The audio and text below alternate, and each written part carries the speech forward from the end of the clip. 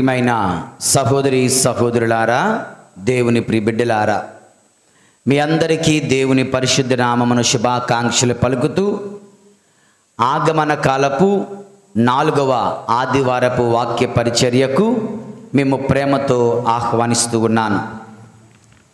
ఈ 4వ ఆదివారపు ఆరాధనలో సువిశేష భాగముగా ఎలిజబెత్ అమ్మ దగ్గరకు అమ్మ మరియమ్మ వెళ్ళడము, దర్శించడము గురించి మనము ధ్యానిస్తూ ఉన్నాం. దేవుని యందు ప్రియమైన సహోదరి సహోదరులారా, మనందరికీ తెలిసినదే శుభవార్త. గాబ్రియేలు సన్మంస్కుడు మరియ తల్లికి మంగళవార్త చెప్పేటప్పుడు గాబ్రియేలు సన్మంస్కుడు ఒక చిన్న ఉదాహరణ ఇచ్చాడు. ఏంటది?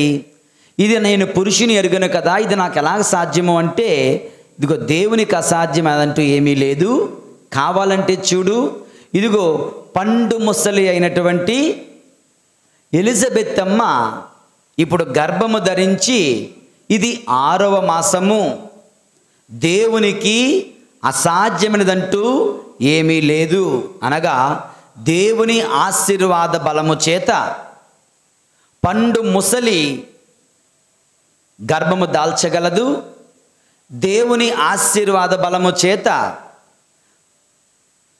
కన్య మరియ కూడా గర్భము దాల్చగలదు అంటూ ప్రభు మంగళవార్తలో గాబ్రియేలు సన్మంస్కుడి ద్వారా అమ్మ మరియమ్మకు తెలియచేస్తూ ఉన్నారు. దేవుని యందు ప్రియులారా, అయితే ఆ గాబ్రియేలు సన్మంస్కుడు మరియ తల్లితో వెళ్ళి చెప్పలేదు, నీవు ఎలిజబెత్ అమ్మ దగ్గరికి వెళ్ళు, నీవు ఎలిజబెత్ అమ్మను సందర్శించు, నీవు ఎలిజబెత్ అమ్మ ముసలిది కదా, కొంచెం సేవ చేయొచ్చు కదా అని ఎటువంటి ప్రసంగము, ఎటువంటి సలహా, ఎటువంటి సూచన మరియ తల్లికి ఇవ్వబడలేదు. నీ వెళ్ళి సేవ చెయ్యని చెప్పబడలేదు. కానీ మరియ తల్లే, దేవుని యందు ప్రియులారా, గాబ్రియేలు సన్మంస్కుడు చెప్పిన మాటలను బట్టి ఎలిజబెత్ అమ్మను సందర్శించడానికి, ఎలిజబెత్ అమ్మకు సేవ చేయడానికి, ఎలిజబెత్ అమ్మకి ఏ విధంగానైనా తాను ఉపయోగపడతానేమో అంటూ ఎలిజబెత్ అమ్మ దగ్గరికి వెళ్ళడం మనం చూస్తూ ఉన్నాం.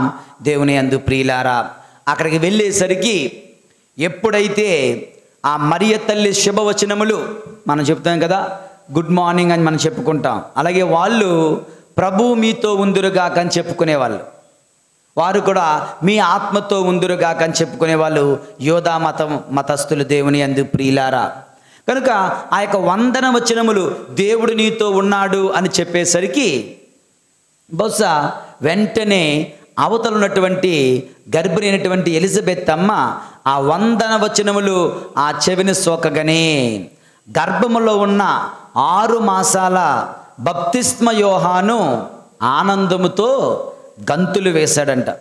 అది గమనించినటువంటి ఎలిజబెత్ అమ్మ ఇదిగో ఎలుగెత్తి దేవుని స్తుతిస్తూ ఉంది. ఏమని? స్త్రీలందరిలో నీవు ఆశీర్వదింపబడిన దానవు, నీ గర్భఫలము ఆశీర్వదింపబడును, నా ప్రభుని తల్లి నా యొద్దకు వచ్చుట నాకు ఎలాగో ప్రాప్తించెను, దేవుని మాటలు నెరవేరునని విశ్వసించిన నీవు ఎంత ధన్యురాలవమ్మా అని కొనియాడుతూ ఉంది. దేవుని యందు ప్రియులారా, బహుశా ఇన్ ఏ ఇయర్, ఒక దైవార్చన సంవత్సరములో ఈ మాటను, ఈ వాక్య భాగాన్ని, ఈ 5-6 వచనాలను చాలాసార్లు మనం ఆలకిస్తాం. క్రిస్మస్ పండుగ రోజు బహుశా ఆలకిస్తాం, అదేవిధంగా మరియ తల్లి పండుగలకి చదువుతుంటాం, అక్టోబర్ నెలలో మరి ఎక్కువగా చదువుతూ ఉంటాం, రకరకాల పండుగలు చదువుతూ ఉంటాం.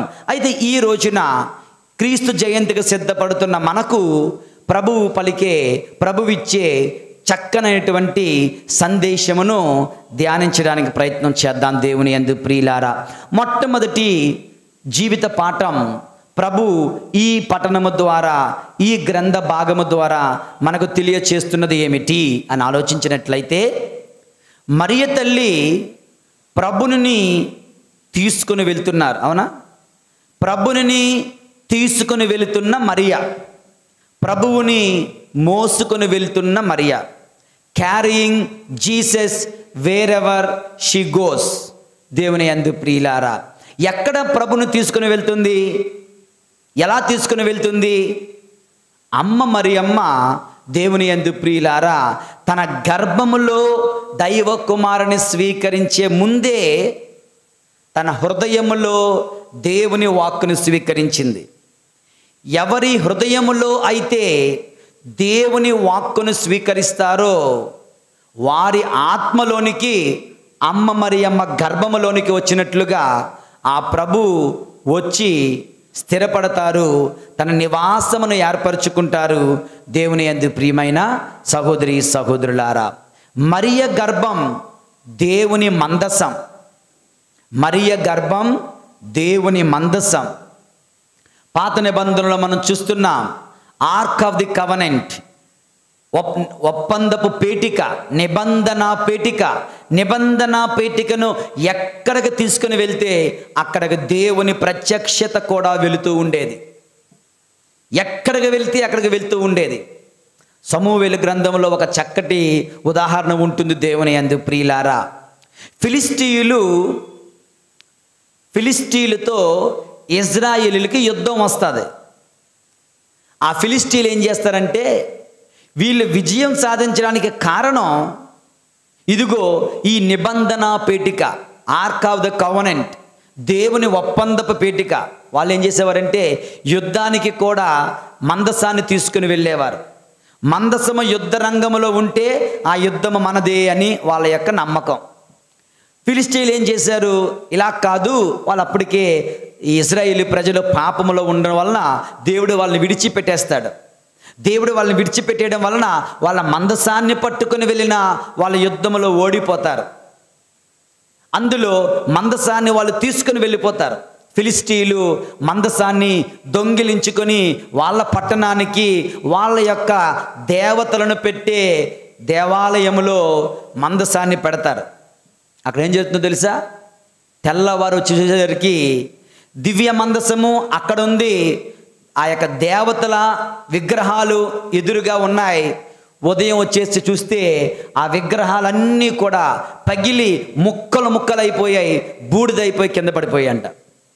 వెంటనే ఫిలిస్టీయులు ఆ మందసాన్ని తీసుకొని ఆ యొక్క ఎద్దుల బండి ఎక్కించుకొని తిరిగి పంపించేస్తారు. ఈ మందసం మన దగ్గర ఉండొద్దు, మన దేవుళ్ళను మన దేవతలను నాశనం చేసేస్తున్నారు ఈ యొక్క ఇజ్రాయేలు దేవుడు అంటూ తిరిగి వెనక్కి పంపించేస్తారు. మరలా ఇజ్రాయేలీలు ఆ దివ్య మందసాన్ని తిరిగి చేకొంటారు. దేవుని యందు ప్రియులారా, దివ్య మందసము ఎక్కడికి వెళితే అక్కడికి దేవుని సాన్నిధ్యము, దేవుని ప్రత్యక్షత వెళ్ళినట్లుగా మరియ తల్లి ఎక్కడికి వెళితే అక్కడకు దేవుని సాన్నిధ్యము, దేవుని ప్రత్యక్షత వెళుతుంది. మరియ తల్లి ఎలిజబెత్తమ్మ ఇంటికి వెళితే ఎలిజబెత్తమ్మ ఇంటికి దేవుడు కూడా వెళ్ళాడు. దేవుని యందు ప్రియమైన సహోదరి సహోదరులారా, క్రీస్తు జయంతి పండగ సిద్ధపడుతూ ఉండగా ప్రభువు మనకిచ్చే ఆ గొప్ప శుభ సమాచారం ఏమిటండి అంటే, జస్ట్ లైక్ మదర్ మేరీ, అమ్మ మరియమ్మ వలె నీవు నేను కూడా we should be able to carry Jesus wear ever we go. మనం ఎక్కడికి వెళుతున్నా, మనం ఎక్కడికి వెళ్ళినా ఆ యొక్క మనతో పాటు మన ప్రభుని మనము తీసుకొని వెళ్ళగలగాలి. దేవుని యందు ప్రియమైన సహోదరి సహోదరులారా, మనం ఎక్కడికి వెళుతున్నా మనతో పాటు ఆ ప్రభుని మనము తీసుకొని వెళ్ళగలగాలి. కొన్ని ఉదాహరణలు ఎలా మనం ప్రభుని తీసుకొని వెళ్ళగలం అని చూసినట్లయితే మనందరికీ తెలుసు, పుణ్య ధన్య పునీత మదర్ తెరేసా జీవితంలో ఎప్పుడు కూడా చేతిలో జపమాల ఉంటూ ఉంటుంది. ఎందుకంటే ఈ జపమాల నేను పట్టుకుంటే నేను నా తల్లిని నేను తీసుకుని వెళ్తున్నాను, నా ప్రభును నేను తీసుకుని వెళ్తున్నాను అని. ఆ మదర్ తెరేసా అమ్మగారులందరికీ కూడా ఇక్కడ చిన్న సిలువ ఉంటుంది. We're carrying the crucified Christ. క్రీస్తు ఎవరైతే నాకు దాహమగుచున్నది అని సిలువలో పలికారో ఆ ప్రభుని నిరంతరం మేము మోస్తూ ఉన్నాం అంటుంటారు. మదర్ తెరీసా అమ్మగారులే కాదు, ఏ అమ్మగారులైనా, ఈవెన్ ఎఫ్సిసి అమ్మగారులు వారి యొక్క మెడలో ఒక సిలువను ధరిస్తూ ఉంటారు. వారు ఎప్పుడూ కూడా ప్రభుని మేము ఎక్కడికి మేము తీసుకొని వెళ్తున్నాం అంటున్నారు. మేబీ దేవుని యందు ప్రియులారా, మనము కూడా మన యొక్క దైనందిన జీవితాల్లో ఒక సిలువ ద్వారా, ఒక జపమాల ద్వారా, ఒక బైబిల్ గ్రంథము ద్వారా మనము కూడా ప్రభుని మనం ఎక్కడికి వెళ్తే అక్కడికి తీసుకొని వెళ్ళవచ్చు. చాలామంది వాళ్ళు ఎక్కడికి వెళ్తున్నారో వాళ్ళకంటూ గమ్యం, ఒక లక్ష్యం, ఎక్కడికి వెళ్తున్నారో వాళ్ళకి తెలుస్తుంది. కానీ దురదృష్టం ఏంటంటే మనం చర్చికి వస్తున్నప్పుడు మనం చర్చికి వస్తున్నట్లు ఎవరికి తెలియదు. ఎందుకని? సినిమాకి వెళ్తున్నట్లు మనం బయలుదేరుతాం. బజారుకైనా పర్వాలేదు, సంచి పట్టుకొని వెళ్తారు. ఎందుకంటే వాడు సంచికి 20 రూపాయలు వేస్తున్నాడు ఇప్పుడు, అవునా? సంచి అడిగామనుకో 20 రూపాయలు బిల్లు వేస్తున్నాడు కనుక సంచి పట్టుకొని వెళ్తాం. ఈవిడ సంచి పట్టుకొని వెళ్తుందంటే ఈవిడ షాపింగ్కి వెళ్తుంది. వీడు స్కూల్ బ్యాగ్, కాలేజ్ బ్యాగ్ పట్టుకుని వెళ్ళడానికో వాడు స్కూల్కో కాలేజ్కో వెళ్తున్నాడు. వాడు లంచ్ బాక్స్ తీసుకుని వెళ్ళడానికో వాడు డ్యూటీకి వెళ్తున్నాడు. క్లియర్. కానీ ఆదివారం మనం ఇలాగ వస్తున్నప్పుడు వీళ్ళు ఎక్కడికి వెళ్తున్నారో ఎవరికీ తెలియదు. ఎందుకంటే మన చేతుల్లో బైబిల్ ఉండదు. మనం ప్రభుని మొయ్యడానికి, ప్రభుని తీసుకుని వెళ్ళడానికి మనం సిద్ధంగా లేం. ప్రభుని సాక్షాత్కారం మనతో ఉండాలని మనం కోరుకోవడం లేదేమో. మరియ తల్లి ఎక్కడికి వెళితే అక్కడికి ఆ ప్రభువు కూడా వెళ్ళారు. మరియ తల్లి ఎక్కడికి వెళితే అక్కడికి ప్రభుని తీసుకుని వెళ్ళింది. కానాపల్లి విందుకు వెళితే అక్కడికి ప్రభుని తీసుకుని వెళ్ళింది. దేవుని యందు ప్రియమైన సహోదరి సహోదరులారా, ఈ రోజున ఒకవేళ ఒక సిలువ ఉండకపోవచ్చు గాక, జపమాల ఉండకపోవచ్చు గాక, బైబిల్ లేకపోవచ్చు గాక, ఇవి లేకపోయినా పర్వాలేదు. దానికన్నా ముఖ్యమైన దేవుని వాక్కు నీ మదిలో నిలుపుకోవాలి. దేవుని యొక్క ప్రేమ, సహోదర ప్రేమ నీ హృదయములో నిలుపుకోవాలి. మంచితనం నీ హృదయములో నిలుపుకోవాలి. సాధుత్వం నీ హృదయములో నిలుపుకోవాలి. వినమ్రత మన హృదయంలో నిలుపుకోవాలి. ఇలాగున్నప్పుడు we can carry Jesus wherever we go. నీ హృదయంలో మంచితనం ఉంటే ప్రభు నీతో పాటు ప్రయాణం చేస్తారు. నీ హృదయంలో తోటి వారి పట్ల ప్రేమ ఉంటే ప్రభు నీతో పాటు ప్రయాణం చేస్తారు. ప్రియమైనటువంటి సహోదరి సహోదరులారా, దేవుని ప్రియబిడ్డలారా, ఈనాటి ఈ శుభవార్త ద్వారా, ఈ 4వ ఆగమన కాలపు ఆదివారము ద్వారా ప్రభు మనందరినీ కోరుతున్నారు. అమ్మ మరియమ్మ ఏ విధముగా తనను మోసిందో, తనను తీసుకుని వెళ్ళిందో, మనము కూడా మన యొక్క అనుదిన జీవితంలో ప్రభునితో ప్రయాణం చేయాలి. ప్రభునితో ప్రయాణం, ప్రభుని తీసుకుంటూ, ప్రభుని మోసుకుంటూ, ప్రభుని ఇతరులకు అందిస్తూ మనం ముందుకు సాగే ప్రయత్నము చేయాలి. దేవుని యందు ప్రియమైన సహోదరి సహోదరులారా, దేవుని ప్రియబిడ్డలారా, ఇది మొట్టమొదటి జీవిత పాఠం ప్రభు మనకు నేర్పిస్తూ ఉన్నారు. ఇక రెండవది, దేవుని యందు ప్రియులారా, మరియ తల్లి ఎందుకు వెళ్తున్నారు అక్కడికి? ఎందుకు వెళ్తున్నారు? తన గొప్పతనం చెప్పుకోవడానిక? ఇదిగో ఎలిజబెత్ అమ్మ, నేను ఎవరో తెలుసా? ఎవరమ్మా? నేను దైవ కుమారుని తల్లిని, నేను దేవమాతను అని చెప్పడానికి వెళ్తున్నారా? నో. దేవుని యందు ప్రియులారా, ఆమె త్వరితముగా యూదయ సీమలో పర్వత ప్రాంతమున ఉన్న ఒకానొక పట్టణమునకు త్వరితముగా వెళ్తుంది. తన గొప్పలు చెప్పుకోవడానికి కాదు, హెచ్చించుకోవడానికి కాదు, తన ప్రతిభను ప్రదర్శించడానికి కాదు. దేవుని యందు ప్రియులారా, సేవ చేయడానికి. వృద్ధురాలు, బలహీనురాలు, ఎవరు లేరు, తోడెవరు లేరు, చెప్పుకోవడానికి సిగ్గుపడుతుంది, భయపడుతుంది. కనుక అటువంటి ఒంటరి స్త్రీకి నేను తోడుగా నిలవాలి. దేవుని యందు ప్రియులారా, అమ్మ మరియమ్మ తలంపు, అమ్మ మరియమ్మ ఉద్దేశం మనందరికీ గొప్ప జీవిత పాఠం. ఇతరులకు సేవ చేయడం కొరకు ఆమె ఏ విధముగా పరుగులు తీస్తుందో ఒక్కసారి గమనించండి దేవుని యందు ప్రియులారా. ఇతరులకు సహాయం చేయడానికి అమ్మ ఏ విధముగా ముందుకు వెళుతుందో. కానాపల్లిలో కూడా అదే. వారెవరో వచ్చి మరి ఇతరులను అడగలేదు. ఏమని? ద్రాక్షరసం అయిపోయింది, నీ కొడుకు దైవ కుమారుడంట కదా, నీ కొడుకు చెప్పి మాకు నీరుని ద్రాక్షను మలుస్తావా అని ఎవ్వరూ అడగలేదు. వాళ్ళ కన్నీరుని, వాళ్ళ అవమాన భారమును, వాళ్ళ కష్టాన్ని గుర్తించిన, వారి అవసరాన్ని తెలుసుకున్న అమ్మ మరియమ్మ వారి దగ్గరికి వెళుతూ వారి కష్టాన్ని గుర్తించి తన కుమారుని దగ్గరికి వెళ్ళి, కుమారా, వారికి ద్రాక్షరసము లేదు, వారికి ద్రాక్షరసము లేదు. అమ్మ నీకెందుకు నాకెందుకు అంటే శిష్యుల దగ్గరికి వెళ్ళి ఆయన చెప్పినట్లు చెయ్యడు అని చెప్పేసింది.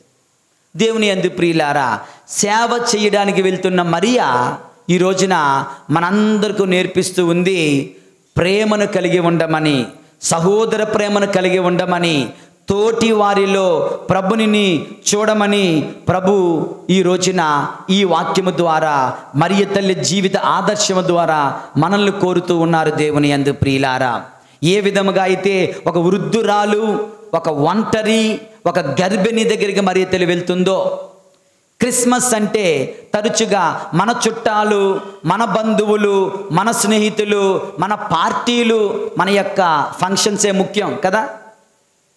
ప్రభు ఉంటే, పక్కన ఒక పొలిటీషియన్ ఉంటే ఎవరిని పట్టుకుంటాం మనం? చెప్పండి, ఎవరిని పట్టుకుంటాం? ప్రభువా పక్కన పెడే, మనకి వీళ్ళే ముఖ్యం, మనుషులే ముఖ్యం, వీళ్ళే మనకు దైవం. దేవుణ్ణి సైతం మనం పక్కకు నెట్టేసే గొప్ప విశ్వాస వీరులుగా మనం జీవిస్తున్నాం. మన దురదృష్టం. దేవుని యందు ప్రియులారా, ఒక డబ్బున్న వ్యక్తి ఉంటే దేవుణ్ణి వదిలేయడమే, ఒక రాజకీయ నాయకుడు ఉంటే దేవుణ్ణి వదిలేయడమే, ఒక పలుకుబడి ఉన్న వ్యక్తి ఉంటే దేవుని, అరే దేవుడు అవమానింపబడతాడు అంటే అవమానింపబడితే అవమానింపబడని నాకెందుకు అన్నది మన విశ్వాసం. దేవుని యందు ప్రియమైన సహోదరి సహోదరులారా, ధనవంతులతో, ఉన్నవారితో, చుట్టాలతో, బంధువులతో, స్నేహితులతో మాత్రమే క్రిస్మస్ పండగ చేసుకోవడం కాదంట నిజమైన క్రిస్మస్ పండుగ. దేవుని యందు ప్రియమైన సహోదరి సహోదరులారా, నిజమైన క్రిస్మస్ పండగ బలహీనులతో, రోగులతో, వితంతువులతో, అవసరములో ఉన్నవారితో, దిక్కు ముక్కు లేని వారితో, కష్టాలు పడుతున్న వారితో మన జీవితాన్ని పంచుకోవడానికి సిద్ధపడాలి అంటూ దేవుడు మనల్ని కోరుతున్నారు. అమ్మ మరియమ్మ ఎలిజబెత్ అమ్మ ఇంటికి వెళ్ళింది, ఆహా అమ్మ వెళ్ళిందంట మనకెందుకు అని కాదు. ఈ క్రిస్మస్ పండుగ సందర్భంగా ప్రతి కుటుంబం లేదా ప్రతి వ్యక్తి take it as a challenge or a task. ఒక టాస్క్ నేను కంప్లీట్ చేయాలి. ఏంటి ఆ టాస్క్? నా బంధువులలో ఎవరైనా ఎక్కడైనా ఒంటరిగా ఉంటున్నారా, ఒకసారి ఫోన్ చేద్దాం, లేదా వాళ్ళకి ఏదైనా అవసరం ఉన్నదేమో చూద్దాం, లేదా ఒకసారి వాళ్ళని పరామర్శించి వద్దాం, లేదా వాళ్ళని మన యొక్క క్రిస్మస్ పండగకి వాళ్ళని మన ఇంటికి పిలుద్దాం, లేదా మనమే వాళ్ళకు పండగకు భోజనం వండుకొని వెళ్దాం. ఇటువంటి కొత్తదనం ఆలోచించగలరా? కొత్తదంటే మాకొద్దు, ఎంతకుముందు ఏముందో అదే ఉండాలా, ఎంతకుముందు ఏం జరిగిందో అలాగే జరగాల. కొత్తదైతే మాకొద్దు, ఉన్నదే అలాగే వెళ్ళాలి. అటువంటి ఆలోచన మనకుందా? లేదంటే కొత్తగా ఆలోచిద్దాం, అన్నీ కొత్తగా ఆలోచిద్దాం. డెకరేషన్లు మాత్రమే కొత్తగా ఆలోచించడం కాదు, లైటింగ్ మాత్రమే కొత్తగా ఆలోచించడం కాదు. అంతెందుకు, షాపింగ్కి వెళ్ళావు, పోయిన సంవత్సరం ఏ బట్టలు తీసుకున్నావో అదే బట్టలు తీసుకుంటావా? బట్టలు మాత్రం కొత్తదనం వచ్చేయాలి. అరే ఈ కలర్ నాకుంది, ఓకే, ఈ మోడల్ నాకుంది, ఓకే, ఈ కంపెనీ నాకుంది. ఒకే కంపెనీ ఉండకూడదు, ఒకే మోడల్ ఉండకూడదు, ఒకే కలర్ ఉండకూడదు, ఒకే స్టైల్ ఉండకూడదు. నువ్వు బట్టలు తీసుకుంటే మాత్రం కలర్ మారాలి, స్టైల్ మారాలి, బ్రాండ్ మారాలి, మోడల్ మారాలి, అన్నీ మారాలి. కొత్తదనం కోరుకుంటాం డ్రెస్సింగ్ స్టైల్లో, కొత్తదనం కోరుకుంటాం డెకరేషన్స్లో, కొత్తదనం కోరుకుంటాం లైటింగ్ అండ్ ఇల్యూమినేషన్లో, కొత్తదనం కోరుకుంటాం వంటకాల్లో కూడా పోయిన సంవత్సరం చికెన్ బిర్యానీ అయితే ఈ సంవత్సరం మటన్ బిర్యానీ, కొత్త రకం బిర్యానీ, అన్ని మాంసాలు కలిపి ఒక బిర్యానీ. అది ఏమవుతుందో తెలియదు మనకి. దేవుని యందు ప్రియమైన సహోదరి సహోదరులారా, కొత్తదనం కోసం ప్రయత్నం చేద్దాం. ఏంటి ఆ కొత్తదనం? ఎప్పుడు చుట్టాలని బంధువుల్ని పిలవడం కాదు, ఈసారి దూరపు చుట్టాలని, విడిచిపెట్టబడినటువంటి చుట్టాలను, దూరం అవుతున్న స్నేహితులను పిలుద్దామా? ఎప్పుడు ధనవంతులతో నా పండగను కొనియాడడం కాదు, పేదలతో ఈ పండగ కొనియాడదామా? ఎప్పుడు తెలిసిన వారికే శుభాకాంక్షలు చెప్పుకోవడం కాదు, తెలియని వారికి ఎవరికైనా శుభాకాంక్షలు చెబుదామా అంటూ ఒక్కసారి ఆలోచించి చూడండి, ప్రయత్నించి చూడండి. దేవుని యందు ప్రియమైన సహోదరి సహోదరులారా, అమ్మ మరియమ్మ ఎలిజబెత్ అమ్మ ధనవంతురాలని వెళ్ళలేదు, ఎలిజబెత్ అమ్మ గొప్పదని వెళ్ళలేదు, ఎలిజబెత్ కేవలం చుట్టమని మాత్రం వెళ్ళలేదు. ఎలిజబెత్ అమ్మ వృద్ధురాలని వెళ్తుంది, ఎలిజబెత్ అమ్మ ఒంటరిదని వెళ్తుంది, ఎలిజబెత్ అమ్మ అవసరంలో ఉన్నదని వెళ్తుంది. మనము కూడా దేవుని యందు ప్రియులారా, అవసరంలో ఉన్నవారి కొరకు, కష్టంలో ఉన్నవారి కొరకు, ఒంటరిగా ఉన్నవారి కొరకు, ఏ దిక్కు ముక్కు లేని వారి కొరకు, ది అనావిమ్ ఆఫ్ యావే అంటారు, ద పూర్ ఆఫ్ యావే. సంఘములో, సమాజములో ఎవరూ లేకుండా బాధపడుతున్న వాళ్ళను దేవుడు తనవారు అనుకుంటాడంట. ఆ దేవుడు ఎవరినైతే తనవారుగా ఎంచుకున్నాడో వాళ్ళను మనము కూడా మనవారిగా ఎంచుకోవడమే ఈ నిజమైన క్రిస్మస్. దేవుని యందు ప్రియమైన సహోదరి సహోదరులారా, దేవుడు ఎలిజబెత్ అమ్మను తనవాణిగా ఎంచుకున్నారు కనుకనే మా అమ్మ మరియమ్మ కూడా ఎలిజబెత్ అమ్మను తనవారిగా ఎంచుకొని ముందుకు వెళ్తూ ఉంది. ఈ విధంగా సేవ చేయడానికి, మంచి చేయడానికి, సోదర ప్రేమను ఇవ్వడానికి మనం ముందుకు వెళతాం. దేవుని యందు ప్రియమైనటువంటి సహోదరి సహోదరులారా, 2 విషయాలు చెప్పాను. ఒకటి, మరియ తల్లి ఎక్కడికి వెళితే అక్కడికి ప్రభుని తీసుకుని వెళ్తుంది. మనము కూడా మన అనుదిన జీవితంలో ఒక సిలువ ద్వారా కావచ్చు, ఒక జపమాల ద్వారా కావచ్చు, ఒక బైబిల్ ద్వారా కావచ్చు, ఇవున్నా లేకపోయినా మంచితనము, మంచి మాట, మంచి ఆలోచన, సహోదర ప్రేమ, దీనత్వముతో, సాధు స్వభావముతో, మృదుత్వముతో ప్రభుని మనము మన జీవితంలో, మన హృదయములో మోసుకొని వెళ్ళాలి, తీసుకుని వెళ్ళాలి. మరియ తల్లి ఏ విధంగా సేవ చేయడానికి వెళ్తుందో మనము కూడా మన కుటుంబాలలో, మన సమాజములో అనగారిన జనానికి సేవ చేయడానికి ముందుకు రావాలి దేవుని యందు ప్రియులారా. ఇక 3వది, దేవుని యందు ప్రియమైన సహోదరి సహోదరులారా, బప్తిస్మ యోహాను ఎక్కడున్నాడు? బప్తిస్మ యోహాను ఎక్కడున్నాడు? మరియ తల్లి వెళ్ళినప్పుడు గట్టిగా, ఎలిజబెత్ అమ్మ గర్భములో. Very good. అప్పటికి ఎన్ని నెలలు బప్తిస్మ యోహానికి? 6 నెలలు. 6 నెలల బిడ్డగా ఎలిజబెత్ అమ్మ కడుపులో ఉన్నటువంటి ఈ బప్తిస్మ యోహాను మరియ తల్లి శుభవచనములు ఎలిజబెత్ అమ్మ చెవిలో పడితే మనవాడు ఎగిరి గంతులేస్తున్నాడట. వాక్యం చెప్తుంది, ఎగిరి గంతులేసెను. దేవుని యందు ప్రియమైన సహోదరి సహోదరులారా, శిశువు గంతులు వేసెను. 41వ వచనం చూడండి. ఆ శుభవచనములు ఎలిజబెత్ అమ్మ చెవిని పడగనే ఆమె గర్భమందలి శిశువు గంతులు వేసెను. ఎగరడానికి ప్లేస్ ఉండదు కదా, తీసే. గంతులు వేసెను. ఉన్న చిన్న ప్లేసులో ఎందుకు గంతులు వేశాడు? ఇది మన ప్రశ్న. ఎందుకు చెప్పండి. అది కూడా డౌటే నీకు, అన్నీ డౌటే. ఆనందంతో గంతులు వేశాడు. ఓకే, కానీ అక్కడ తల్లి గర్భములో ఉన్నటువంటి యేసయ్యను ఆయన గుర్తించాడు. You understand? He recognised the presence of the divine. In the womb of mother Mary, Mariya తల్లి గర్భములో దైవ కుమారుడు ఉన్నాడు అని గుర్తించాడు. తల్లి గర్భములో నుండే బప్తిస్మ యోహాను దేవుని యందు ప్రియులారా. దేవుడు మనకు నేర్పుతున్న మరొక పాఠం, acknowledge the presence of God, recognise the divine amidst us. మన మధ్యన ఉన్న దేవుణ్ణి గుర్తించాలి. దేవుని యందు ప్రియులారా, మన మధ్య ఉన్న దేవుణ్ణి మనం గుర్తించాలి. బప్తిస్మ యోహాను తల్లి గర్భములో ఉన్నప్పటికీ కూడా ఈ తల్లి గర్భములో ఉన్నటువంటి యేసు ప్రభుని గుర్తిస్తున్నాడే. దేవుని యందు ప్రియులారా, గుడిలోకి వస్తూ ఉన్నావు కానీ దేవుణ్ణి గుర్తించడం లేదు. దివ్య మందసాన్ని చూస్తున్నావు, దేవునిని గుర్తించట్లేదు. అరే, దివ్య సత్ప్రసాద ప్రభుని ఆదివారం పూజకు ఒక గంట ముందు ఇక్కడ పెడుతున్నాం. ఏం చేయాలో తెలియదు, ఏం చేయాలో తెలియదు జనాలకి. వీళ్ళు పాట పాడితే వాళ్ళు పాట పాడతారు, అది కూడా పాడరు, అలా ఉంటారంతే. అరే, దివ్య సత్ప్రసాద ప్రభు నా బలిపీఠము పైన ముందుకొచ్చి ఆ మందసము నుంచి నాకు ఇంకా దగ్గరికి వస్తున్నారే, నేను ఒక గంట సేపు మోకరిస్తా, ఒక 10 నిమిషాలు మోకరించి ప్రార్థిస్తా, నా ప్రభుని స్తుతిస్తా, నా ప్రభుని ఆరాధిస్తాను, నా ప్రభుని పశ్చాత్తాపడతాను, నా ప్రభుని ముందు నా ప్రభుని దీవెన కొరకు ప్రార్థించుకుంటాను, రాబోతున్న వారమును ఆశీర్వదించడం వేడుకుంటాను అన్న స్పృహ,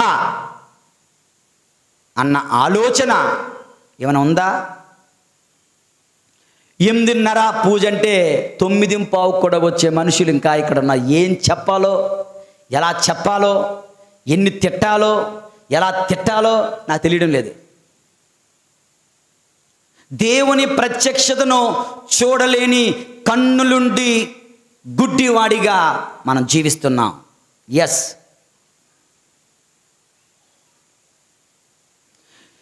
దివ్య సత్ప్రసాదములో క్రీస్తుపురం చూడగలుగుతున్నావా? చూడలేకపోతున్నా. తిరుసభ చట్టము ప్రకారం నీవు యోగ్యుడు కాదని నీకు తెలుసు, అయినా కళ్ళు మూసుకొని బలాత్కారంగా దివ్య సత్సం స్వీకరించడానికి ముందుకు వస్తున్నావే,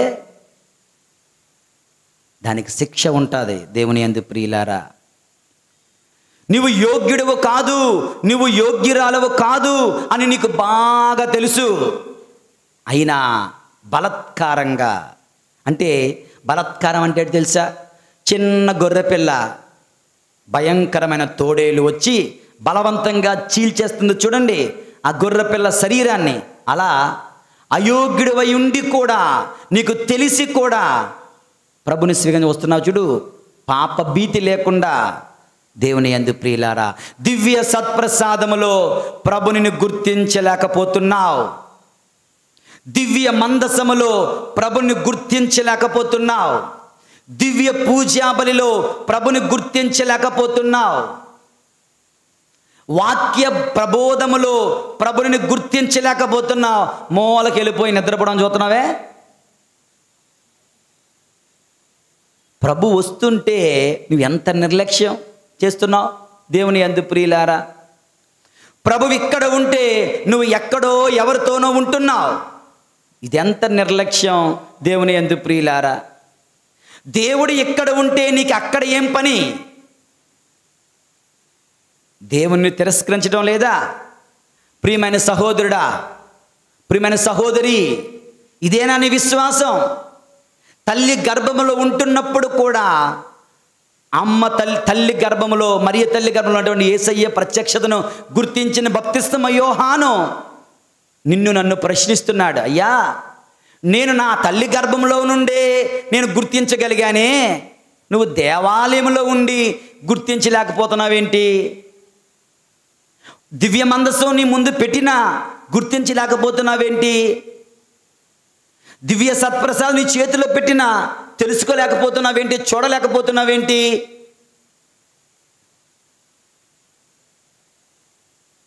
acknowledge, recognise, identify the presence of Christ the presence of the divine God amidst us. మన మధ్యన ఉన్న ప్రభుని గుర్తించండి. గుడ్డి వాళ్ళు అయిపోవద్దు, గుడ్డి వాళ్ళగా బ్రతకొద్దు. దేవుడు మన జీవితంలో జరిగే రోగాల ద్వారా, కష్టాల ద్వారా, ప్రమాదాల ద్వారా దేవుడు మొట్టికాయలు పెడుతూ, చిన్న చిన్న మొట్టికాయలు పెడుతూ, చూడవయ్యా, పైకి చూడవయ్యా, నా వైపు చూడవయ్యా, జీవితం మార్చుకోవయ్యా అని కొడతా ఉంటాడు. వినిపించుకోవడం లేదు. ఎందుకని? దేవుడి కన్నులుండి చూడలేని గుడ్డివాడవు కనుక. ప్రియమైన సహోదరుడా, సహోదరి, ఓకే, కనుక ఈ యొక్క మూడవ అంశం, ప్రభుని గుర్తించండి. మన మధ్యన మనతో నిరంతరము ప్రయాణిస్తున్నటువంటి ప్రభుని చూడండి దేవుని యందు. ప్రియమైన సహోదరి సహోదరులారా, ఇక ఆఖరిగా మరొక్కటి చెప్పి ముగిస్తాను. మరియ తల్లి గర్భిణి అని, మరియ తల్లి కాకుండా ఇంకా ఎవరికైనా తెలుసా? ఆ రోజుల్లో ఈ సీన్ జరుగుతున్నప్పుడు చెప్పండి, ఆలోచించండి. మరియ తల్లి గర్భిణి అని గాబ్రియల్ సన్మాన్స్కుడు చెప్పాడు, గర్భం దాల్చింది. ఓకే, ఈ లోకంలో మరియ తల్లి గర్భిణి అని ఎవరికి తెలుసు? ఎలిజబెత్ అమ్మకి ఎలా తెలుసు? ఎవరు చెప్పారు ఎలిజబెత్ అమ్మకి? ఎలిజబెత్ అమ్మకి ఎవరు చెప్పలేదమ్మా. ఎవరు తెలుసు? జోజప్ప గారికి బహుశా 3 నెలలు అయిన తర్వాత తెలిసిందేమో. ఈవిడ బహుశా వెంటనే ఈ శుభవార్త విన్నంటనే అక్కడికి వెళ్ళింది. ఎక్కడికి? ఎలిజబెత్ అమ్మ దగ్గరికి. 3 నెలలు వెనక్కి వచ్చింది. అప్పుడు గర్భిణిగా తెలిసి చూసుకోదు. అప్పుడు చెప్పారేమో, లేదా వెంటనే చెప్పారు. పక్కన పెట్టండి, జోజప్ప గారిని పక్కన పెట్టండి. ఇంకా ఎవరికైనా తెలుసు? మొట్టమొదటి ఎవరికి తెలిసింది? ఎలిజబెత్ అమ్మకే. మొట్టమొదట ఎలిజబెత్ అమ్మకు ఎవరో చెప్పలేదు, కానీ ప్రభు మొట్టమొదట ఆ శుభవార్తను మరియ తల్లి తర్వాత ఎలిజబెత్ అమ్మకే తెలియచేస్తున్నాడు. ప్రభు అంటే ప్రభువు కాదు, ఆ శుభవచనాలు వినగానే ఆమెకు అర్థమవుతూ ఉంది. దేవుని యందు ప్రియులారా, అయితే మన ధ్యానాంశం ఏమిటంటే, మొట్టమొదట తెలుసుకున్న వ్యక్తి ఏమి చేశారు? What did she do? మొట్టమొదటి ఎలిజబెత్ అమ్మ తెలుసుకుంది కదా. ఆ ఎలిజబెత్ అమ్మ ఏం చేసింది? గట్టిగా దేవుణ్ణి స్తుతించింది. దేవుని యందు ప్రియులారా, ఏమని? నీ గర్భఫలము ఆశీర్వదింపబడెను అంటే యేసుప్రభుని. నీ గర్భఫలము అంటే మరియ తల్లిని. నీ గర్భఫలము ఆశీర్వదింపబడెను, స్త్రీలందరూ నీవు ఆశీర్వదింపబడిన దానవు, నీ గర్భఫలము ఆశీర్వదింపబడెను, నీవు నా ప్రభుని తల్లివి అంటూ ఎలిజబెత్ అమ్మ మొట్టమొదట మరియ తల్లి గర్భిణి అని, మరియ తల్లి గర్భములో ఉన్నవాడు దైవ కుమారుడని తెలుసుకుని స్తుతించింది. ఆ ప్రభుని ఆరాధించింది. ఆ తల్లిని కూడా గౌరవించింది, గణపరిచింది. దేవుని యందు ప్రియులారా, మొట్టమొదట ఎలిజబెత్ అమ్మ చేసింది అంటే అది దేవుడు ఆ విధంగా ఆశీర్వదించాడు, ఆమెను ప్రేరేపించాడు. ఎలిజబెత్ అమ్మ సైతం దేవునికి విధేయురాత్మరాలుగా ఉంది కనుక మరియ తల్లి వెళ్ళగానే అక్కడ వాక్యం చెబుతుంది, ఆమె పరిశుద్ధాత్మ చేత నింపబడెను. ఎవరు? ఎలిజబెత్ అమ్మ. ఎలిజబెత్ అమ్మ పరిశుద్ధాత్మ నింపబడింది అంటే ఎలిజబెత్ అమ్మను దేవుడు వాడుకుంటున్నాడు. దేనికి వాడుకుంటున్నాడు? ఈ గొప్ప సత్యము తెలియచేయమని. ఏమిటా గొప్ప సత్యము? ఆమె స్త్రీలందరిలో గొప్పవారు, ఆమె గర్భఫలము ఆశీర్వదింపబడెను, ఈమె దేవుని తల్లి, దేవమాత అన్న గొప్ప సత్యము ఎలిజబెత్ అమ్మ ప్రకటిస్తుంది పరిశుద్ధ ఆత్మ ప్రభావమున. దేవుని యందు ప్రియులారా, ఇది మన యొక్క ధ్యానాంశం. మనము సైతం ఎలిజబెత్ అమ్మ ఏ విధముగా దేవునిని ఆరాధించిందో, యేసయ్యను ఆరాధించిందో, తల్లి గర్భములో ఉంటుండగా ఆ ప్రభుని ముందు మనం సాగిలపడాలి. ఆ ప్రభుని ముందు మనము ప్రభుని ఆరాధించాలి. దేవుని యందు ప్రియమైన సహోదరి సహోదరులారా, ఆ ప్రభుని ముందు మనము సాగిలపడాలి. ఆ ప్రభుని ముందు మనము ప్రభుని ఆరాధించాలి. ఆ ఎలిజబెత్ అమ్మ వలె మనము కూడా గొంతెత్తి స్తుతించాలి. అక్కడ వాక్యం స్త్రీలందరిలో నీవు ఆశీర్వదింపబడిన దానో అన్న మాట చెవిలో చెప్పిన మాట, గట్టిగా చెప్పిన మాట. చెవిలో చెప్పిన మాట అయితే కాదు, గట్టిగా చెప్పింది. మనం పాడతాం. ఎలా పాడతామంటే నీ పక్కోడికే వినిపించదు. మన స్తుతులు మన పక్క వాళ్ళకే వినిపించు. ఎందుకంటే సిగ్గుతో కూడిన బిడియంతో కూడిన అలాగనమాట. ఓకే, సిగ్గు బిడియం. పక్క వాళ్ళకి కూడా నువ్వు చెప్పే జపం పక్క వాళ్ళకి వినిపించదు. నువ్వు చెప్పే దేవుని వాక్యం పక్క వాళ్ళకి వినిపించదు. నువ్వు చదివే దేవుని వాక్యం పక్క వాళ్ళకి వినిపించదు. అంటే దేవుని వాక్కును బహిరంగంగా సంతోషంగా ప్రకటించాలి అంటే నీ స్టేటస్ అడ్డు వస్తుంది నీకు. అవునా? నీ స్టేటస్ ఎవడిచ్చాడు నీకు? ఆ స్టేటస్ ఆ దేవుడు కాదా? ఆ దేవుడు కాదా? దేవుని యందు ప్రియమైన సహోదరి సహోదరులారా, దేవుణ్ణి స్తుతించాలి, గొంతెత్తి స్తుతించాలి. ఎలిజబెత్ అమ్మ వలె ఆ ప్రభుని ఆరాధించాలి అంటూ ఈ యొక్క భాగము, ఈ యొక్క వాక్యము మనకు తెలియచేస్తుంది. 4 జీవిత పాఠాలు మనం నేర్చుకుంటూ ఉన్నాం. మనం ఎక్కడికి వెళ్ళినా అమ్మ మరియమ్మ వలె దేవుని యొక్క సన్నిధిని, సాన్నిధ్యాన్ని ఇతరులకు తీసుకుని వెళ్ళాలి. అమ్మ మరియమ్మ వలె సేవ చేయడానికి దీనులకు, రోగులకు, అభాగ్యులకు సిద్ధపడాలి. దేవుని సన్నిధిని దివ్య మందసములో, దేవాలయములో, పరిశుద్ధ కలశములో, సమాజములో, ఆరాధనలో, ఇరుగు పొరుగు వారిలో గుర్తించగలగాలి. ఆ యేసయ్యను, ఆ తల్లి మరియమ్మను కొనియాడాలి, గొంతెత్తి స్తుతించాలి, ఆరాధించాలి. ఇట్టి జీవితం మనకు దయచేయమని ఈ దివ్య పూజ బలి పుణ్య ఫలమున తండ్రిని వేడుకుందాం. పరిశుద్ధుడైన దేవుడు మనం దీవింతురుగాక. పితా పుత్ర పరిశుద్ధ ఆత్మనామమున ఆమేన్.